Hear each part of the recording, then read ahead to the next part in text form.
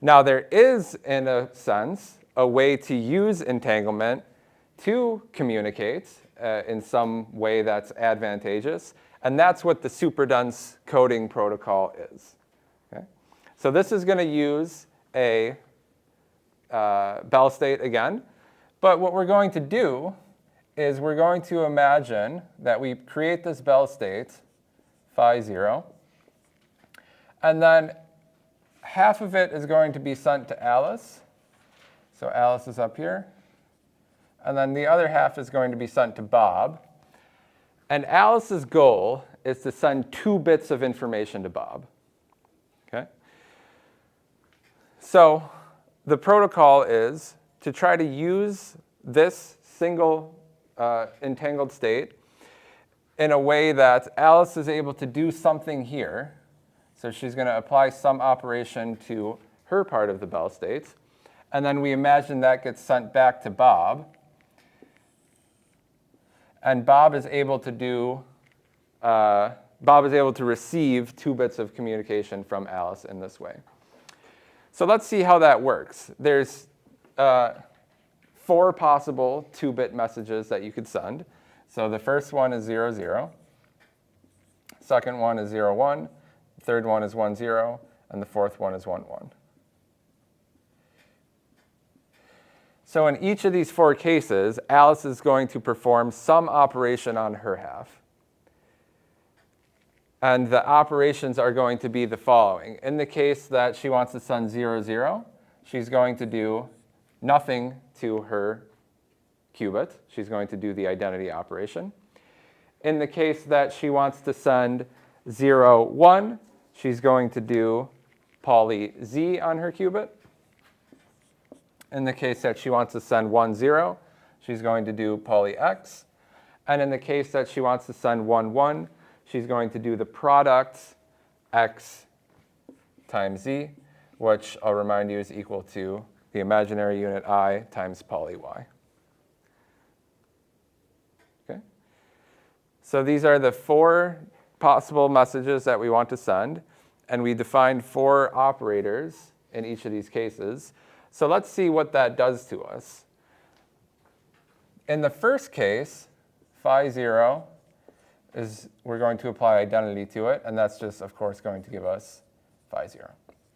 In the second case, I'm going to apply poly Z to phi 0. And let's work out what this is. So we're saying we're going to apply poly Z, but remember that's on Alice's part of the Bell state. So really, the full operation is Z for Alice, tensor identity for Bob. Bob is doing no operations on his state. He's just sort of waiting to get the other half back from Alice. So let's see if we can work out what this is. So it's going to be Z tensor identity. And then I'm just going to substitute for phi 0, 0, 0 plus 1, 1 over the square root of 2. Use the rule for applying a tensor product of operators to a tensor product state. So this is Z, 0, tensor identity, 0, plus Z, 1, tensor identity, 1, all over the square root of 2. Does everyone agree? Z acting on ket 0 is equal to 0. So this is still 0, 0. And then Z acting on ket 1 gives me a minus sign.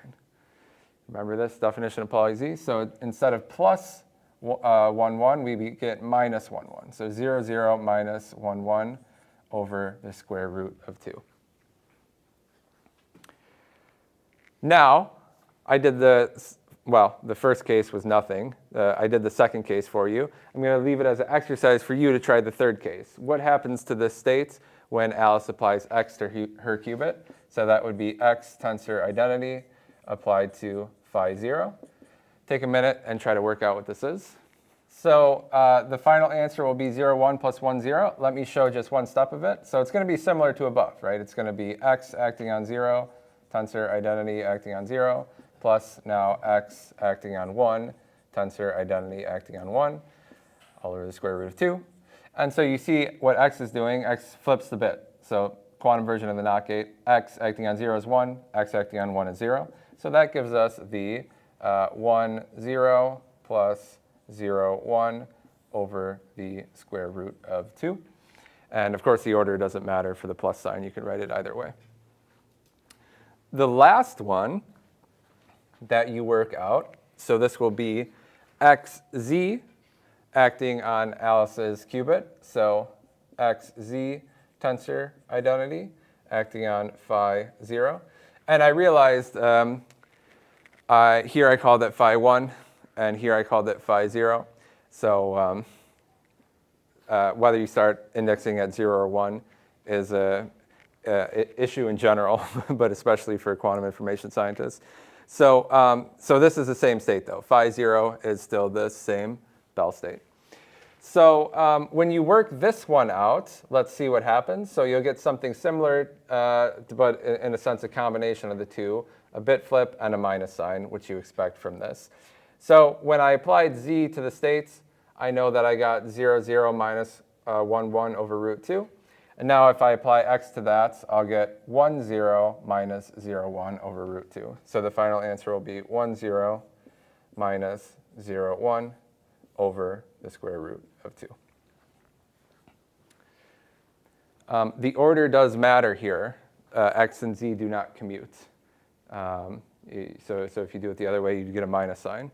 So make sure that you are careful about the order. Now, these are actually the other three Bell states. So let's write them out. And let me keep indexing at 0, because there's more 0 indexes, and I'll fix the other one from before. So phi 0 is going to be 0, 0 plus 1, 1 over the square root of 2. This is the first Bell state that we saw. And now here we have the other three. So phi 1 will be this with a minus sign, 0, 0 minus 1, 1 over the square root of 2. Using our vocabulary from last time, these differ by a relative phase. The phase of the 1, 1 state is changed from plus to minus. Phi 2 is the third one here. That is 1, 0 plus 0, 1 over the square root of 2. And last, we have phi 3, which is 1, 0 minus 0, 1 over the square root of 2. 1, 0 minus 0, 1 over the square root of 2. These are 4 vectors. They all have unit norm, which they better. They're all entangled states. They're valid quantum states. And actually, they're all orthogonal to each other. You should be able to work that out. So phi I, phi j is going to be this Kronecker delta, delta ij. And again, that just always means 0 if I is not equal to j, and 1 if I equals j. So you should be able to show this. Take my word for it now. But these are actually 4 orthogonal states. And because we're working in C2 tensor C2 here, which is a 4-dimensional space, so we have 4 independent vectors. These actually form a basis for C4. And because of that, they satisfy the completeness relation. So phi I is a basis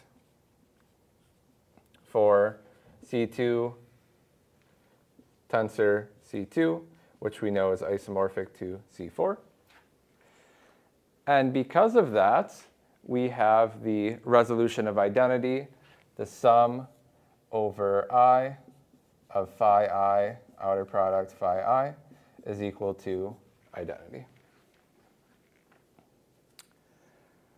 So I want to define a measurement from this. What Alice is going to do is one of these 4 operations on her half of the state. And then what Bob is going to do is make a measurement. And he's actually going to measure in this basis, which we call the Bell basis. This one is the Bell basis. So Bob is going to make a Bell basis measurement.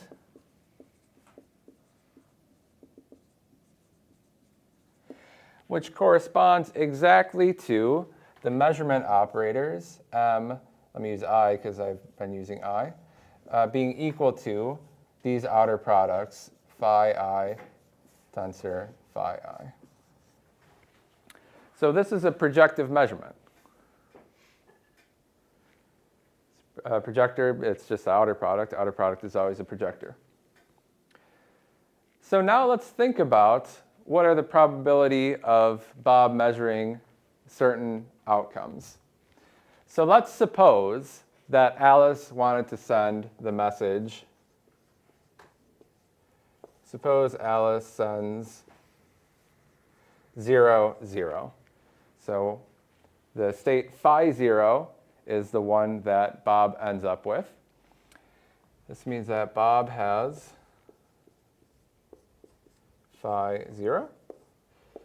And so the probability of measuring outcome 0 in this basis, this measurement that we defined, is going to be equal to phi 0, and then the first measurement operator is the outer product, phi 0, and then the state phi 0. That's a very elaborate way of writing 1. Right? Everyone agrees that this is equal to 1. So with probability 1, Bob measures measurement outcome 0. You should be able to work through the rest and just see it from the orthogonality, that the probability of 1 is equal to the probability of 2, which is equal to the probability of 3, which is all 0. So now you just work through the rest of this. And let me erase this to give a little more space. Now, let's suppose Alice sends 0, 1. In this case, Bob has which states? He's going to have phi 1. And then now, the probability of measuring outcome 1 will be 1, whereas the probability of measuring 0 will be equal to the probability of measuring 2, which is equal to the probability of measuring 3, which is 0. And you can work through the rest of the cases to show that this is true as well. It's just using the orthogonality of these 4 Bell states. So this achieves our protocol, actually. How does Bob get the message? Well, all he does is look at what the measurement outcome is and then go in reverse. So if he measured 1, it must have been the state phi 1. And then they just agree on this protocol beforehand. So they know that phi 1 corresponds to the message 0, 1. Okay? You can just think of the index of the measurement outcome as being the message itself. There's 4 distinct measurement outcomes. And we work through the probabilities with what they are here. They map 1 to 1 to the messages that Alice wants to send. So whereas with this strategy, let me change this to phi 0 now, where we just had 1 Bell state, and then we measured in the computational basis, we saw that the measurement affects the other half of the state, but we're not able to use that to send any useful information because the measurement outcome itself will be random. In this case, we're able to use what we'll call bit of entanglement, or you'll see in the textbook e-bits, 1 bit of entanglement. We're actually able to use that as well as the resource of a single qubit operation to send not just 1 bit of information, but 2 bits. So in that sense, it's super dense coding. It's using 1 bit of entanglement to send 2 bits of classical information.